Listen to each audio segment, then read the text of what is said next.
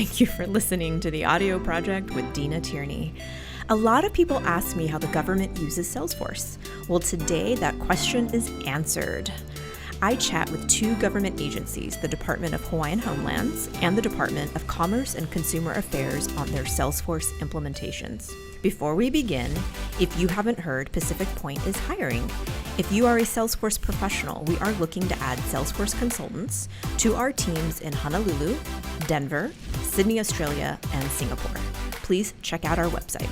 Now, on to the show. Thank you. Thanks for inviting me, Michelle.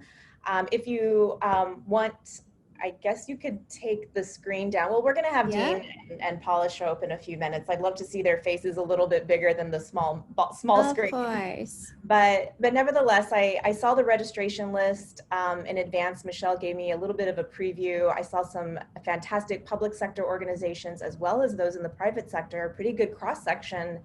And I think that regardless of your background and your industry, I think today is going to be super informative as well as fun. And by the way, we have liaison Paula and Dean. You can turn your videos on. We're waiting to see your face.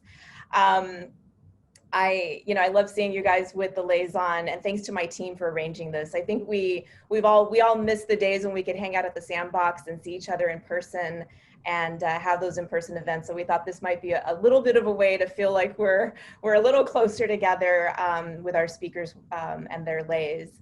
Although Dean Hazama was quick to point out that it's not quite the same without the snacks and the drinks and of course the in-person networking. So if you happen to have some snacks nearby, feel free to go for it. I don't know about the drinks. I'll leave that to you and your boss to sort out. But nevertheless, it's great to see some color on the screen. With that, welcome to A Tale of Two Government Agencies on Salesforce. My name's Deena Tierney. I'm the founder and CEO of Pacific Point, a Salesforce consulting firm that's headquartered here in Hawaii and helping businesses and organizations optimize their Salesforce investment. Before we begin, I have a question for all of you to think about. What expectations do you have when you engage with government? I can tell you that more and more citizens are expecting consumer-like experiences. And what that means is simplicity and speed. We want that frictionless experience. We want more online services 24/7 when we want it. And we want transparency. So think about this scenario. You have a need, maybe your sneakers are getting old and you want to go buy some new sneakers. So what you want is simplicity and speed in that buying process. You want the information available about the sneakers. You want to be able to ask questions about those sneakers, and you want to buy them when you're ready to. And you also want to know the status of your order. You want transparency into that process. Is it delayed? Is it delivered? Has it been shipped, right? So now imagine a government agency like the two guests that we have here today that have a mission to protect and or serve the citizens or their constituents. And in many cases, some cases through regulation. So imagine a government agency not only having to protect and serve, but also to have to do so in a way that delivers on a citizen expectation for a consumer-like experience. That's not easy. And that's how, Salesforce, a lot of people ask me, how do public sector companies or organizations use Salesforce? And that's it. Salesforce being the world's #1 customer relationship management system is not only helping businesses providing that platform of innovation to innovate their customer experiences, but governments are leveraging Salesforce to do the same for their constituents and for their stakeholders. So let's jump into today's discussion because we've got some amazing guests that I can't wait for you to meet. I've known Dean Hazama and Paula Isla for a very long time. I've seen both of these two leaders in action on their projects, and I can safely say that these two leaders, while they have very different styles in terms of how they lead, they also have very different problems that they're trying to solve for their respective departments. Both of them, as a matter of consistency, they're both using Salesforce as the platform for continuous innovation in their department, and they are both very effective change agents in their departments. So I can't wait for you to hear their stories. So Paula and Dean, thank you for joining us today, taking time. And before we get into all the details, and we have a lot of questions, I have a lot of questions to ask you, I'm sure our audience will too.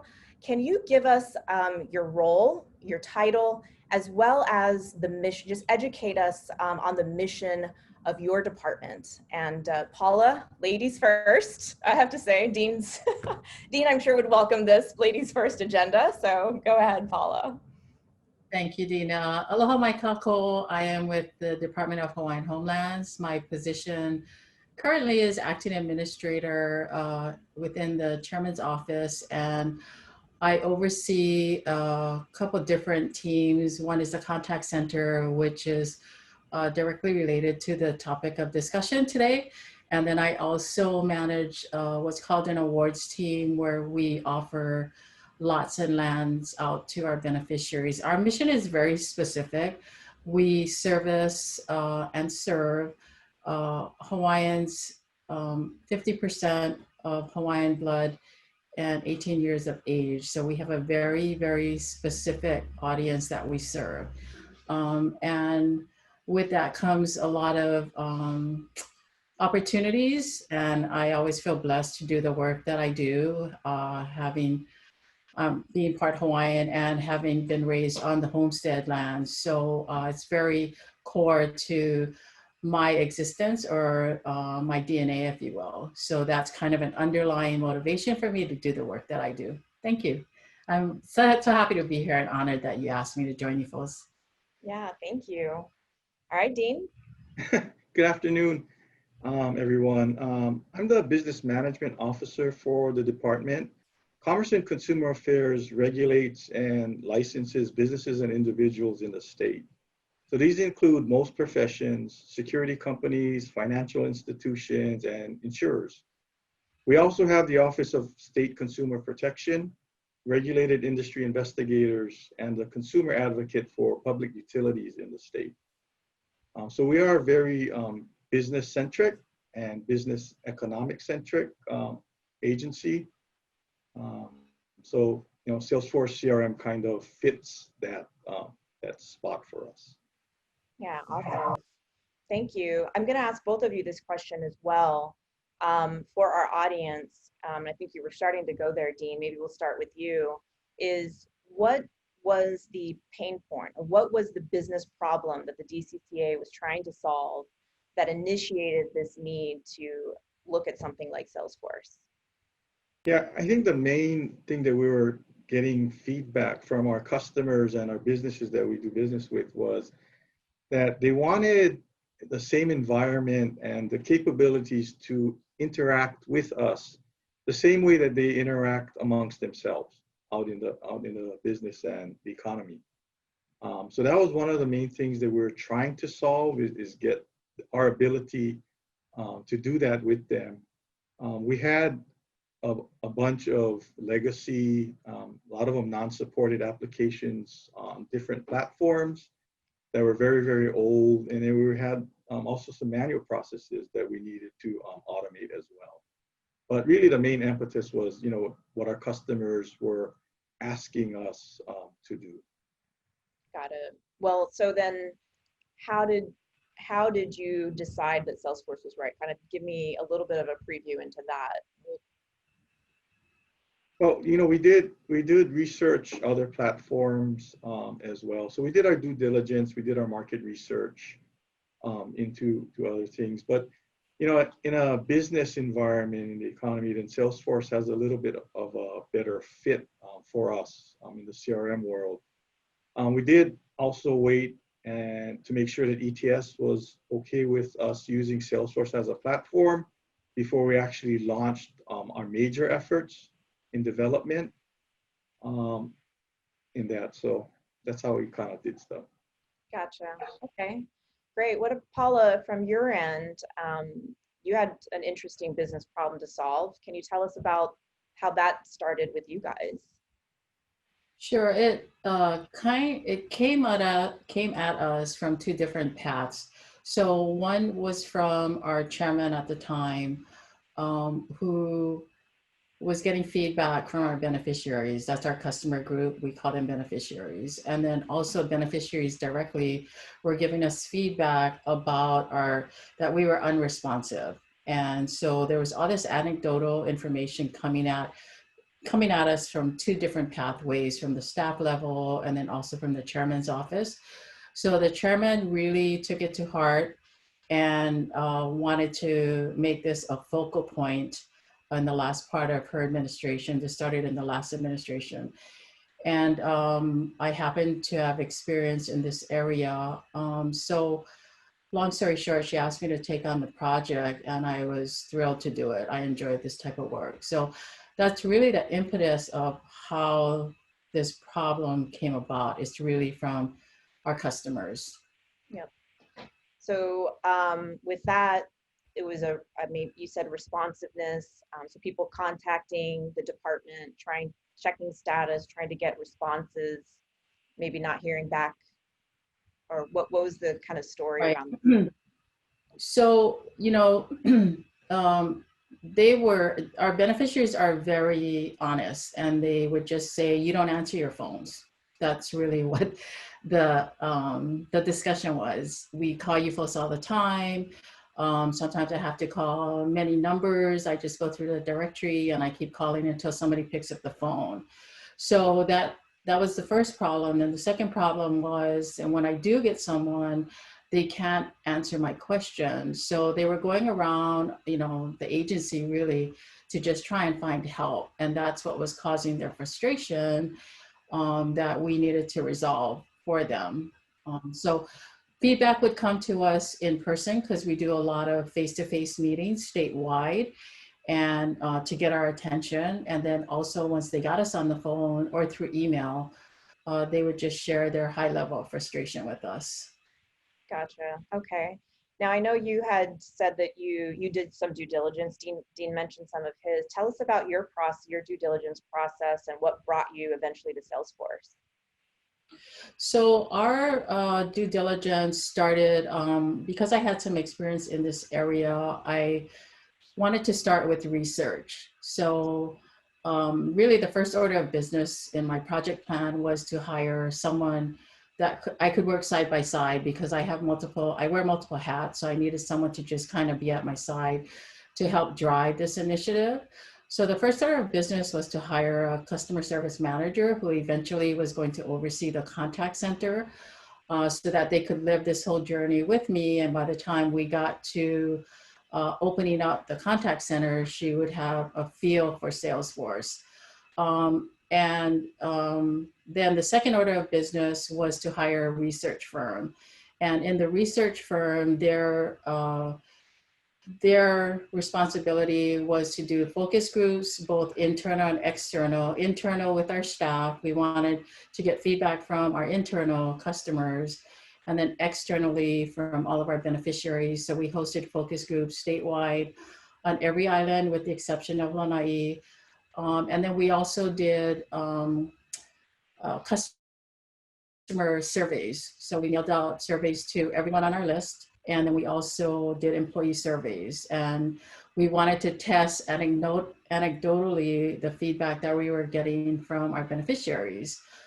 So that was an interesting exercise. And then we presented the findings to the commission, which serves as our board of directors, if you will, so that we could proceed to then look for the platforms. In our due diligence, on a separate path, we also went to conferences. I wanted to meet these vendors face to face to just kind of scale who was a right fit for us. Were they too big for us or us too small for them? So we went to 2 different conferences. The first one was really just, let's just, see what's out there. And these were companies from all over the world. And then we went back the second time to really hone in on just narrowing the companies that we thought were the right fit for us. We have a very small contact center. So that kind of completed that part of the due diligence. And I'm happy that we did that because when we did eventually work with our IT contract with our agency and then meeting with ETS, we actually thought Salesforce was going to be too huge for us when we met them at the conference. And after we after we met with ETS, lo and behold, we found out that they were part of the vendor list.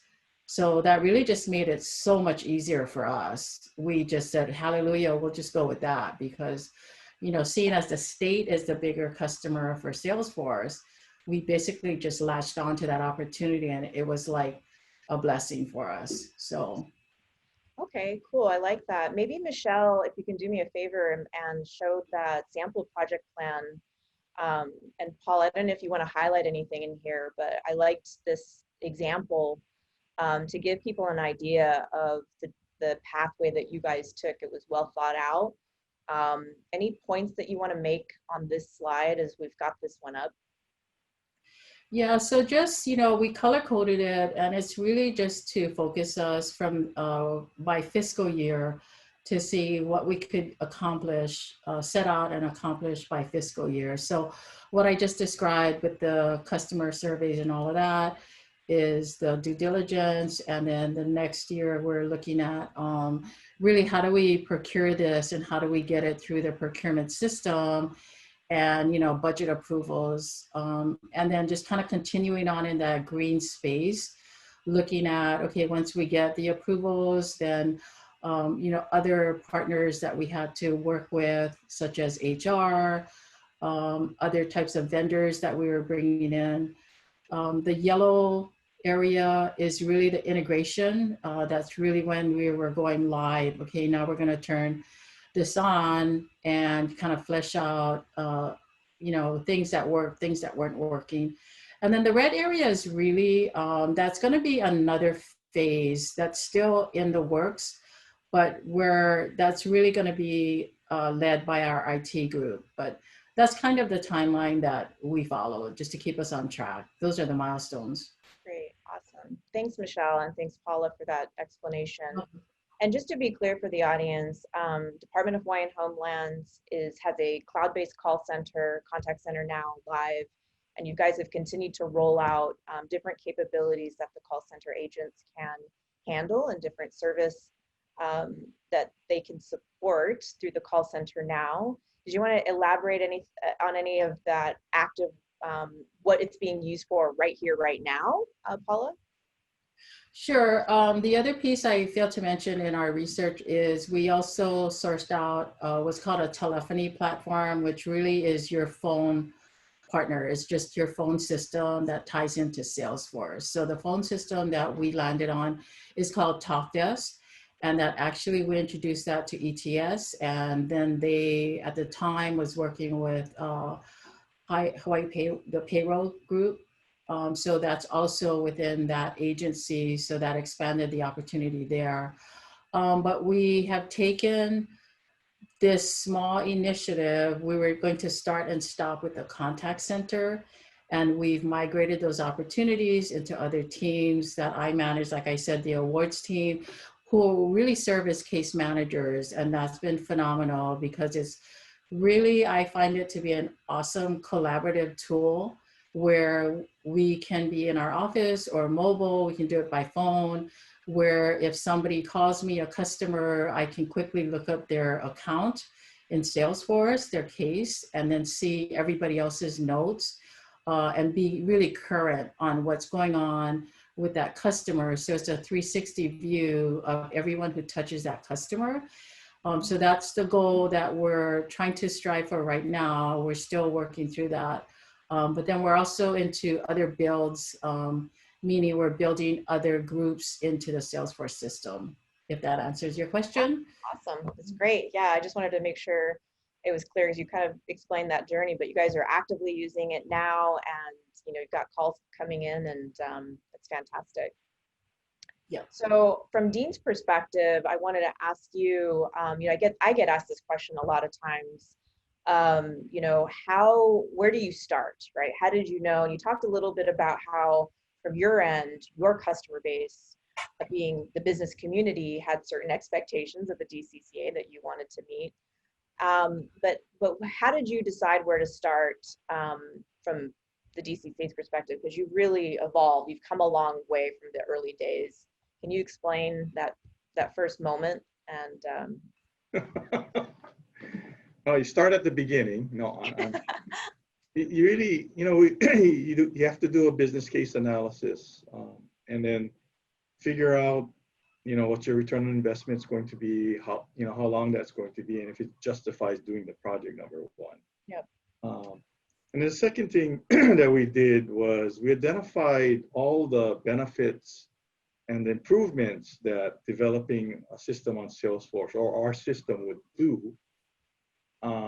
And we use that as your underlying principle during your development process. So, your partner, your system integrator partner, they're going to do the what and the how.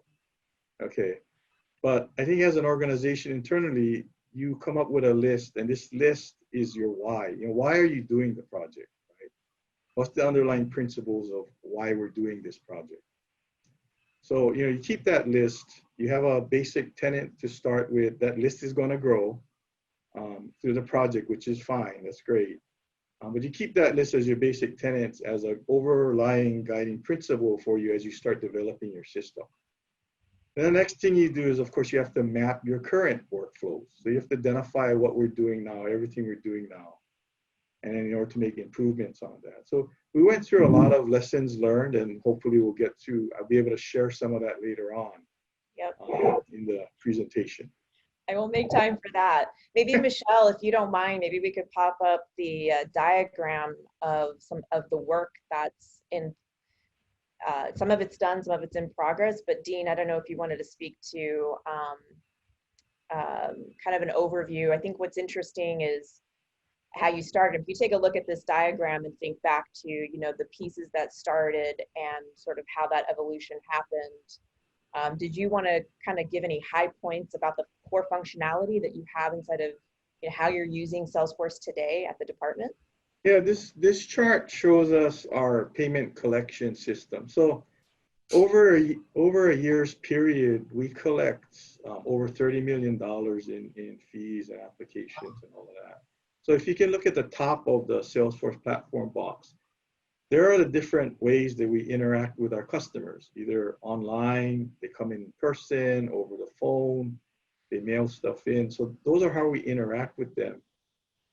And then, everything's done in Salesforce, and we have these integrations from external and internal, as well as what I call the app store. So, Salesforce has the app store. So you can go and get an application and a plugin that does a lot of things for you, like document management, things like that. So we have a lot of plugins that will interface with our platform, but kind of basically shows you that, with the use of Salesforce, it gives you the flexibility, for us anyway, to interact and do business with our customers in many, many different ways that, we have to. Yeah, perfect. Thanks for sharing that. Thanks, Michelle. Thanks for popping that up. I know we're going to transition into lessons learned, as you said, but if we take a step back, you guys, maybe how long, Dean, have you been on Salesforce now? Well, our payment collection system is coming up on 3 years. So we've been using it for almost 3 years now. We have a securities exam and compliance application that's coming up on 2 years. So we've been on it at least 3 years. If you include development time, closer to 4, I think we're looking at. But we're kind of in the middle of this. So, I have two of these applications running now. I have 2 other project applications that are going to come live in early 2021 next year. And we're developing, we just started development in another area. So, it's a whole combination of, we've done a bunch of projects. We're getting ready to finish and complete, a couple more, and then we're still working on some. So, are there any gains that you've seen, just immediate gains, immediate benefits, whether they're metric based, a little bit anecdotal, not? Just what is your view on how the department has gained or benefited so far? Well, obviously, other than improving, the processes that the system allows, we're now easily able to generate metrics, which we didn't have before. They weren't easily available. We're able to provide the public greater accountability and transparency. So we have visibility of all our transactions now. Customer service has improved. We have web portals that we're going to bring up to allow our customers to interact with us online. We're able to, and this is a hard thing, but we're able to bring over some of our legacy data from systems. So we're able to migrate some of that data into our new systems. We have a lot of internal and external integrations and improvement that we're able to provide both customers outside of the department as well as other business sections within the department. Has been great. And for me anyway, you know, we constantly hear about us. So we can accept credit cards and automated payments now, automated forms of payment from our customers. So again, it goes back to, you know, the expectations, I think, of what our customers are in doing business and transacting with us. Yeah, totally. What about Paula from your side? Along this journey so far, are there any gains that come to mind and some wins or successes that you've observed as a leader in your department? Yeah, absolutely. I mean, what's top of mind for me as a win, if you will, is one number that we now utilize for all calls coming in, which goes through our contact center. And so the gains there from an efficiency is we're able to filter those calls and try to do a one conversation resolution, if you will, instead of, you know, releasing that customer to never land and they just get lost. So we try to filter that through different scripts, different topics. We're able to categorize those topics, the metrics. So from an inbound, the one number contact center is enormous, I believe, in the agency's history.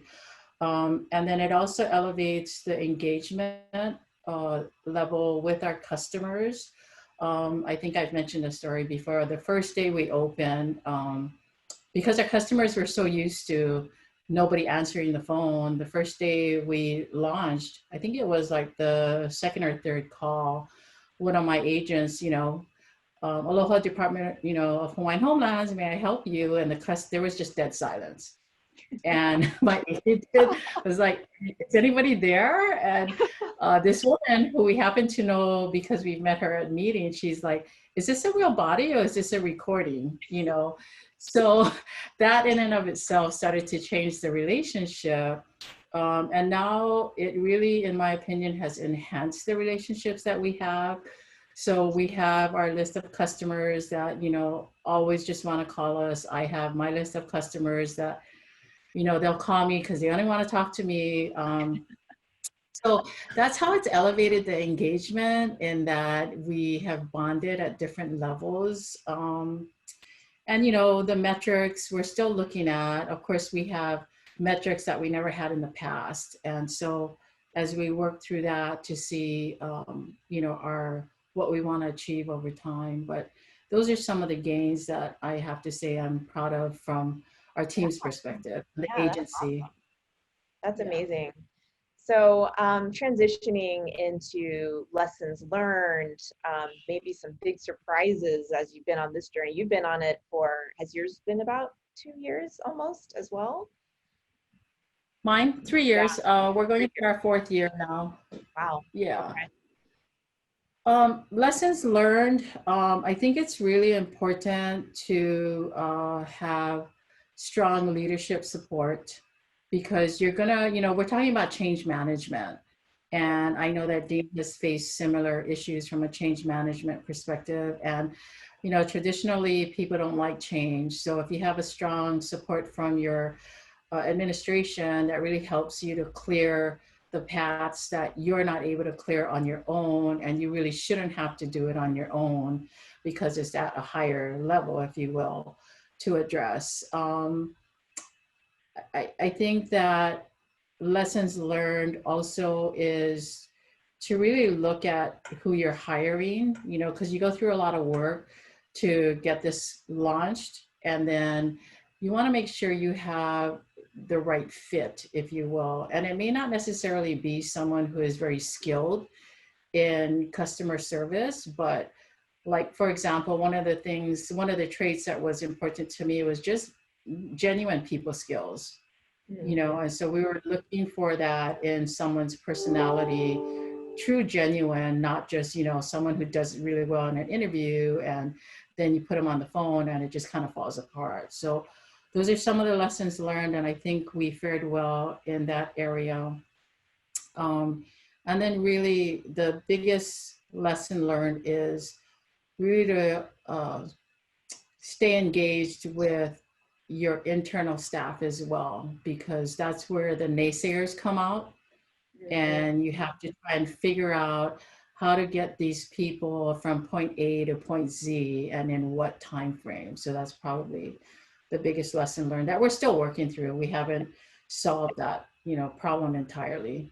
Yep. Yeah, absolutely. That's the tough thing, is managing change, and both of you guys are great at it.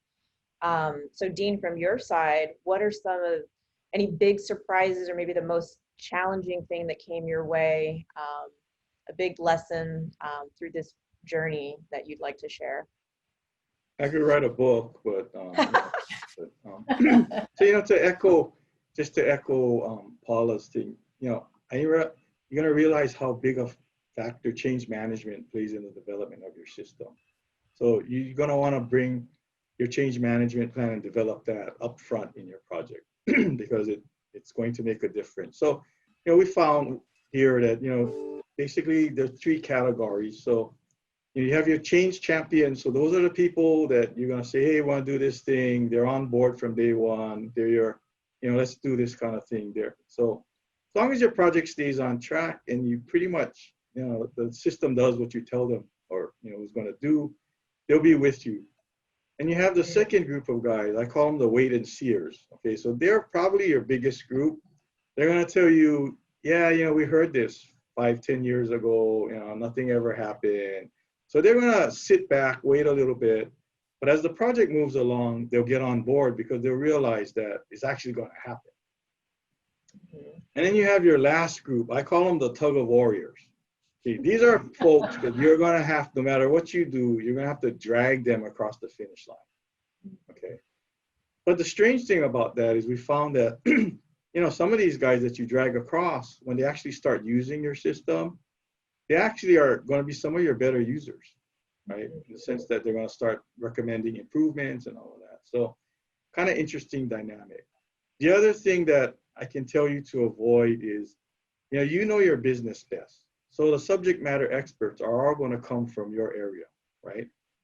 But what you want to avoid is you want to avoid having your SMEs end up with developing and automating your current workflows, and that's all you do, right? Because you want to focus and make sure that you do all the improvements, and that you just don't automate your current workflows so that you end up transferring, instead of a hard copy piece of paper in your hand, now you have it on the screen and you're doing the exact same things. So you want to kind of avoid that pitfall. Yeah, absolutely. Cool. Deena, Oh, go ahead. Yeah. I just want to add to that. I think one of the other things that you encounter during this is just the paralysis based on the groups that Dean just described.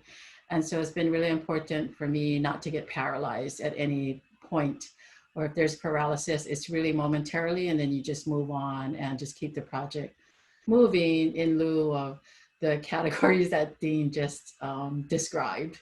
Yeah.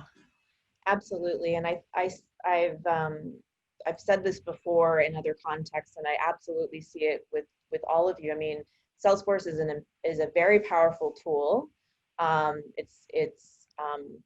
It can really help any organization who's willing to put forth the time and effort and energy towards really investing in that innovation that it enables really for you. But what's key to the success is having leaders like both of you who are there to make decisions when they need to get made, are there to put things, you know, as Dean kind of alluded to, on the backlog, so to speak, for a future release, helping to drive it forward, removing the roadblocks. Is there anything, I think you guys have touched on it, but is there anything more along those lines? Because I think not just in the public sector, but certainly in the commercial space, the private sector as well, that challenge of how do I drive it, that you've got to have the driver, what are the other things that you feel as a change agent have to be there? I think you guys are excellent at decision making and removing roadblocks and really pushing forward in the face of challenge. Is there anything else that you would have as advice to someone who's looking at implementing Salesforce to help them lead through that? You first, Dean. But I think definitely get management support, right? Get your support of the executive management group. Make sure that you support. Understand that regardless of what anybody tells you, I've learned that nothing that you do is easy. Okay, none of your workflows that you have today are easy. Even if somebody tells you that, you're going to find out a lot of things that you currently do when you do your current workflow mapping, and you're going to wonder to yourself why you're doing it. Mm-hmm. But it's not going to be easy. So there is no easy button to press for these things. But again, I go back to you believe that you're going to make a difference. You have a list. Develop a list of the reasons why you're doing the project. I guess you improve on that list. Refine that list. But understand and just stick with it because you are going to make a difference. Just believe in that. And at the end of the day, the light of the tunnel. And by the way, going live on a system is not the end of the tunnel. Okay. Exactly. To go live, then you're going to get all these backlog and all these improvement projects that you're going to have to work on to make the system even better. But just believe that you're going to make a difference, and you will. Paula? I think I would just add to that that there's a bit of salesmanship in the work that we do. And fortunately, that was a part of my background. So you have to keep pitching the concept over and over and over to different customer groups, especially internally, including your administration, in our case, the commission, because a lot of this is very foreign to people. They don't understand, verbiage like platforms and telephony and cases. And so things that may come naturally or that we learn through this process is very foreign to others that we engage with. So I find myself having to repitch the total picture and then also small pieces of the picture over time. So initially, Deena, when you started working with us, I still till this day, my favorite slide is showing all the products. It's like a rainbow of all the different products that Salesforce has. And then I take, no matter who I'm talking to, I reintroduce them to the different product concepts from, high customer touch to no customer touch, that pendulum, just so people can get the concept of change. We're going through a change over time. And, even my chairman, I have to keep reminding, but now when I take him a case and I can print out everything and I say, this is the case of this customer, here's the dates that we talked to this customer, here's all the backup information, he just gets it now, But I think that's what a parting tip, if you will, is you have to keep selling the concept because it doesn't connect the first time. That's awesome. That's great. And I think, I know we're going to start to transition to Q&A, and just to recap a little bit on the broader journeys that both of you guys have taken. Paula, starting more from a customer service perspective and, looking at addressing that immediate need to get customers' phone calls answered and aggregate all of those inquiries into one place. And Salesforce has really provided that, it sounds like, for you. And I know you mentioned there's a future phase with some IT, maybe some legacy system work. On the other side, Dean, on the DCCA side, started more with payment than legacy system migrations. They're also now looking at customer service call centers. So it's like the pathways can be quite different, but you both were tackling very, very specific departmental challenges, I should say, that you guys were working to overcome and solve those problems. So I think that being said, can we talk 1 second before we transition to a Q&A, because I want to hear what you think about how the end user, we talked a lot about the big picture and the executives and the leadership that's required. How are your end users adapting, responding now that it's been a number of years? Any feedback on how do the users really, how do they embrace that system over time, or today versus, you know, maybe when you first went live? Any comments on that from either one of you? I think for me, like, oh, go ahead, Dee. I think I mentioned before, you know, when the users start to use the system, they're going to see, you know, the endless potentials and all the possibilities. So you end up doing a lot of enhancements, a lot of changes as part of your maintenance operations portion of the system. So, you know, they'll get on board and then they'll start using it, and then they'll realize that, hey, they can do all these other things, and they want to do all this, make all these suggestions on how to make the system even better. So, you know, I think that's the good thing. Go ahead, Paulo, sorry. Yeah, I think ours is about a 50-50. We have, you know, 50% of our users who have been on for a little over a year. So they're totally all in. They see the benefits of it, especially if you're a case manager, you see the value of how it can help you.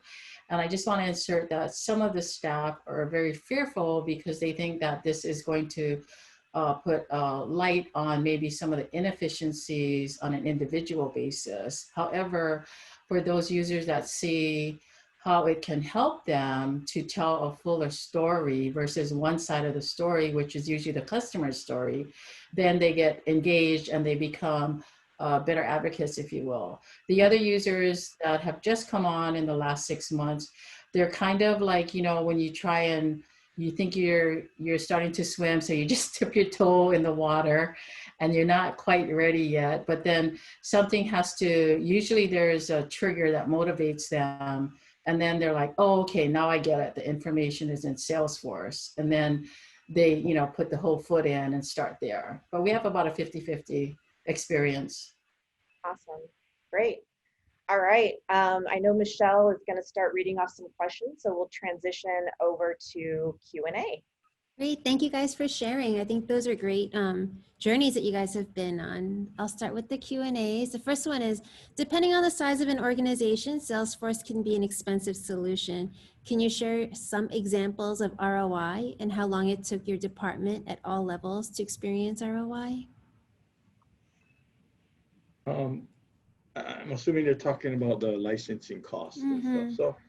So like for us, and just in general, we have several applications that I call enterprise-wide across the entire department. And then we have other applications that are to specific business lines only.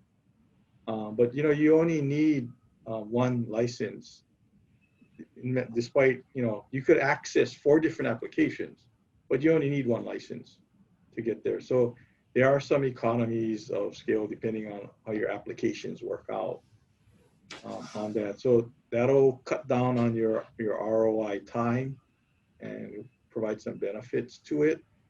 But, you know, there are some benefits that are not quantifiable, right?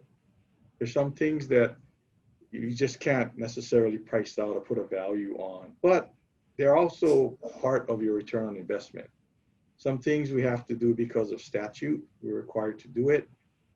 You know, other things is, you know, we can't do it now. I mean, it's impossible for us to do it now. But, you know, maybe with your Salesforce application, you can do it with that. So those are considerations. You know, Salesforce is very, I was impressed with the ease and quickness of how you can develop something on Salesforce. And the scalability of it, you know, for improvements in the future. You know, for us anyway, here at DCCA, what is that future business interaction going to look like for us? You know, our children now, they're using iPads in kindergarten, right? I have a hard time using this thing, okay? But what is the business interaction going to be in the future? You know, we put credit cards and ACH payments and e-checks on. But I think in the future, it's going to be all this mobile stuff, right? Mobile banking, all these other mobile payment initiatives. So you need the ability to scale up and meet the future requirements for that. Yeah, so cost for us, I measure it in different ways. One is through customer experience. So as I mentioned earlier, the frustration that our customers were dealing with is we're not, perfect yet, but it's definitely improved that. From hard costs, it really came down to dollars per day. I mean, and so if we could solve 3 customer problems in a day, hallelujah, because sometimes the problems are years old that we're trying to resolve. So there's the hard costs, which I believe is fair for the work that we do. And then the soft costs, which really those dollars go a long way with our customer experience measurements. Okay, thank you. Dean, anything to add there? No? Okay. What are the best strategies for training change leaders in a process of implementing a new CRM system?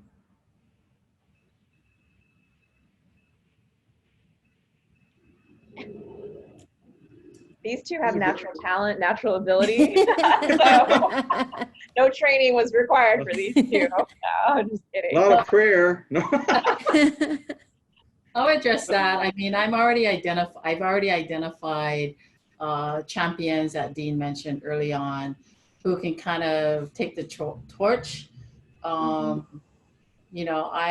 I'm into retirement age, and but I want to finish. This is like a really, really important project for me. So I had identified champions early on who could really just kind of take it and lead certain areas this from my staff, but also from the chairman's office, that I think are well equipped to just give me peace of mind that I could leave and say, okay, job well done, carry on. So I think that's really important to kind of scope out in your timeline, your legacy, your champions.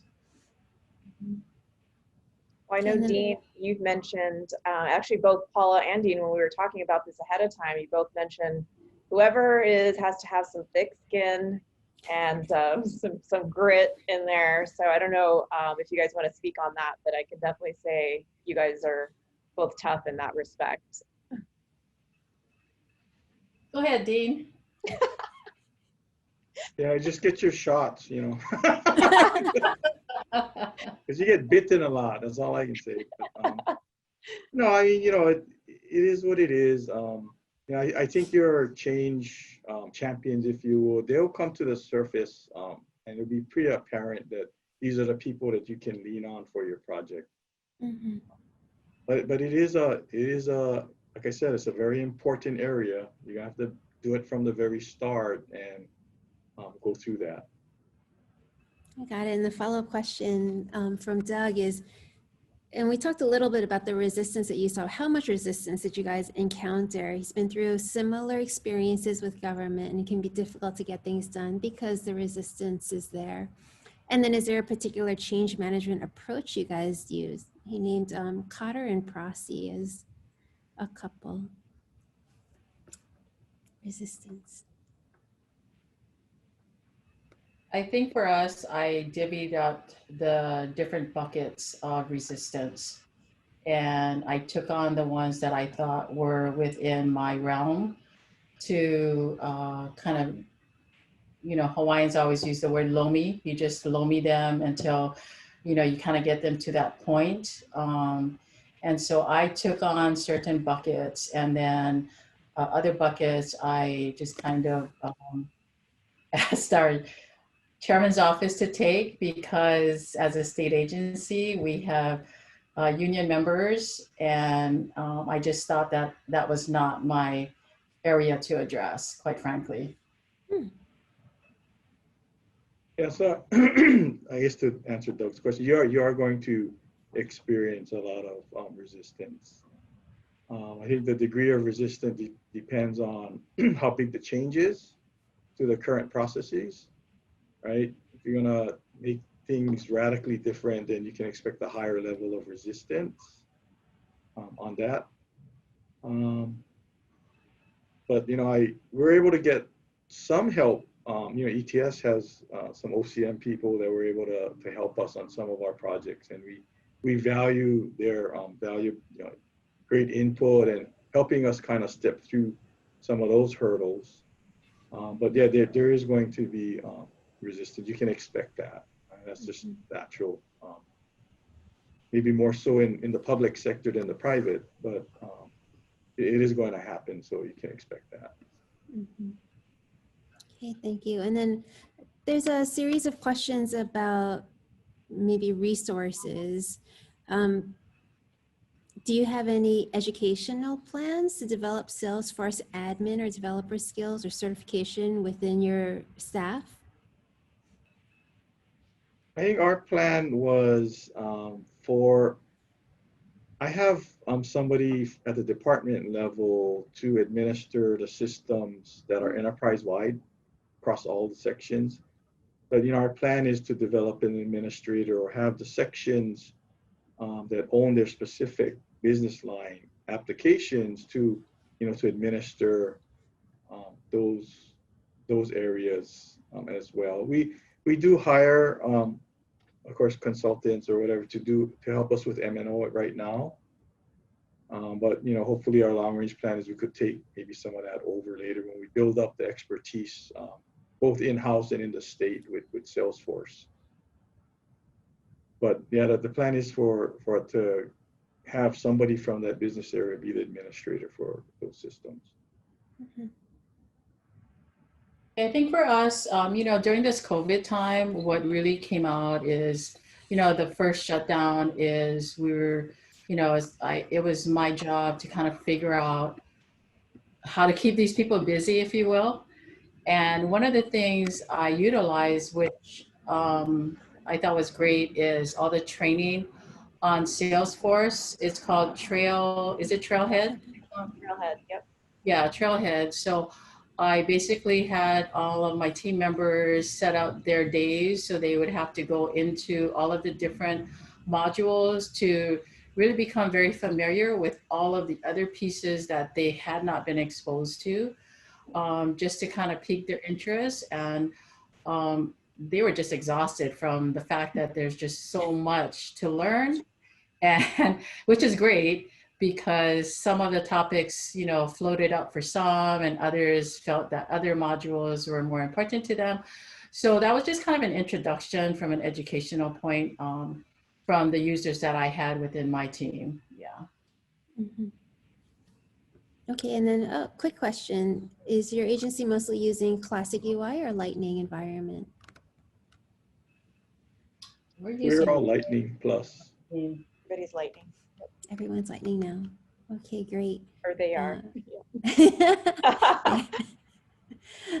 Okay, and then why don't we go for this one? For Dean, having implemented multiple projects on Salesforce, what have you seen from one project to the next?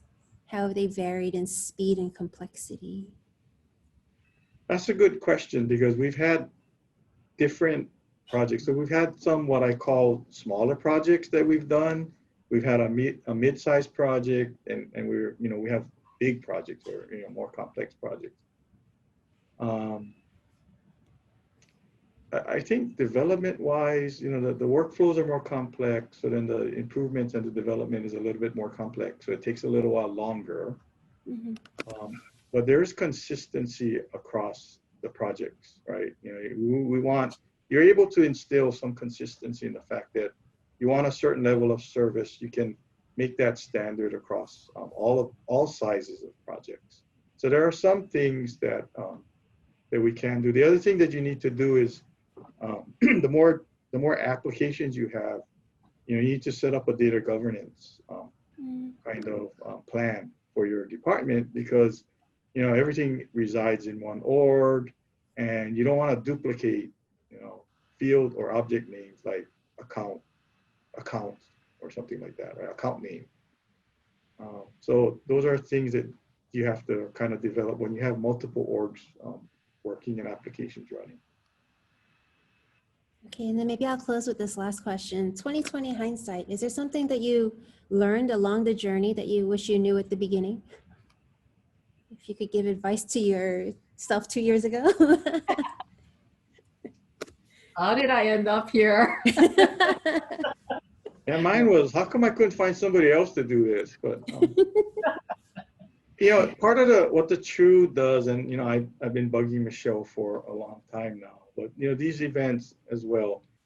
One advice I can give you guys is, find out what other people have done, right? Or other people are working on, because you don't have to start from square one, right? There's no reason for you to have to do that. And yeah, it might not fit you 100%. You might have to do some tweaks and customization here and there. But in general, I mean, just find out what other people have done and ask them, and choose providing a forum for that. But I think that's important, because sometimes, especially in the public sector, we don't always talk to each other as much as we should, right? To find out, like, hey, Paula developed her call center thing, or I have a payment collection application, I'm going to put an e-travel application up shortly. So, I mean, those are things that we can share. And I tell people, I don't have any problem sharing what we've done. If it can help, others to, not have to go through what we did. Can't help you to the change management part so much, because, they're not our people, but just those kinds of things. Yeah, I would agree. I think the fact that we met Dean and his team is awesome, because that just kind of expanded. You feel like you're in an island by yourself. And, for us, we really are, because we're out in Kapolei. There's not a lot of state agencies out here. So you almost have to force yourself out there. So meeting Dean and his team was really, got my team energized and excited. And then opportunities like this, I echo what Dean is saying, is, just being able to put ourselves out there and just share, like, there's others like us who are doing this crazy like us. But, no regrets. I mean, I think everything we've done has been, in spite of the change management issues, been on point, on time, keep pushing. And, it goes back to something I believe Dean said earlier, you just got to believe in it. It's like an athlete. You just have to believe in the mission, and that you're going to hit your A game and not give up. You just got to keep going, and tough skin, just keep smiling, or just be, okay, thank you for your comments. Got to move on, No, I appreciate that. Deena, any advice for people that want to get started on this journey? To me? Yeah. Oh, okay. I didn't know if you said Dean. Sorry, Deena. Our names are so similar. I was like, are. what? Okay. No, I mean, I think hearing these two, hopefully it's inspiring people to recognize, I think the key takeaway is there really isn't a right or wrong, right? There isn't a right or wrong way to approach it. They did totally different things, and you can see that they've now been on this journey of continuous improvement.